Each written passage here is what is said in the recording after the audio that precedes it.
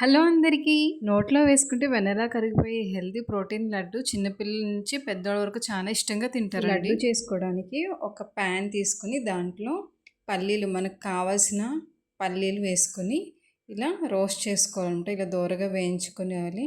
ఈ పల్లీలు పొట్టు మాత్రం అస్సలు తీయకండి. పల్లీల పొట్టులోనే బలం ఎక్కువ ఉంటుంది. నెక్స్ట్ అవి వేయక పక్కకు తీసేసి అదే ప్యాన్లోనే బాదం పప్పు కొన్ని వాల్నట్ వేసుకొని ఇలా రోస్ట్ చేసుకొని ఒక బౌల్లో తీసుకోవాలి. అయితే మీకు ఇష్టమైతే జీడిపప్పు కూడా వేసుకోండి. నెక్స్ట్ హీట్ చేసిన ప్యాన్లో నేను ఇక్కడ తెల్ల నువ్వులు వేస్తున్నాను. నల్ల నువ్వులు కూడా వేసాను, మీకు చూపించడం మర్చిపోయాను. ఈ నువ్వులు మనకి నడుం బలం ఇస్తుంది. చిన్నపిల్లలకు కూడా మనం పెట్టచ్చు. ఎంతో హెల్తీ అండి ఈ లడ్డు వచ్చేసి.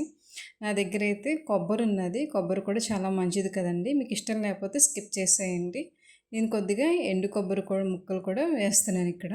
ఎండు కొబ్బరి ముక్కలు పెద్దగా రోస్ట్ చేయక్కర్లేదండి. కొంచెం ప్యాన్ వేడిగా ఉన్నప్పుడు ఆఫ్ చేసేయండి. నెక్స్ట్ ఇవన్నీ కూడా ఒక మిక్సీ జార్లోకి తీసుకొని ఫైన్ పౌడర్ కింద లేదంటే బరకగా మిక్సీ పట్టుకోండి. ఇక్కడ బాబు తింటాడు కాబట్టి నేను ఇలా బాగా మెత్తగా మిక్సీ పట్టాను. అందులోనే నేను కాచి చల్లార్చిన జాగరి బెల్లం పాకం ఉంటుంది కదా, అది కొద్దిగా కావాల్సినంత వేస్తున్నాను. కేరళలో అయితే ప్యూర్ జాగరి మాకు దొరుకుతుందండి. ఇది చాలా హెల్తీ. మీకు జాగరి ఇష్టం లేకపోతే హనీ అన్న లేదంటే ఖర్జూరం ముక్కలు ఉంటాయి కదండి, అవి కూడా మిక్సీ పట్టేసి ఇందులో వేయచ్చు. కానీ ఖర్జూరం ముక్కలు మనం ప్యాన్లో వేపాలి.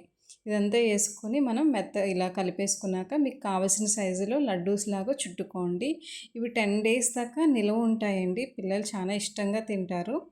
ఇవి బయట పెట్టినా కూడా నిల్వ ఉంటాయి. వీడియోని ఇస్తే సబ్స్క్రైబ్ చేసుకోండి. Thank you.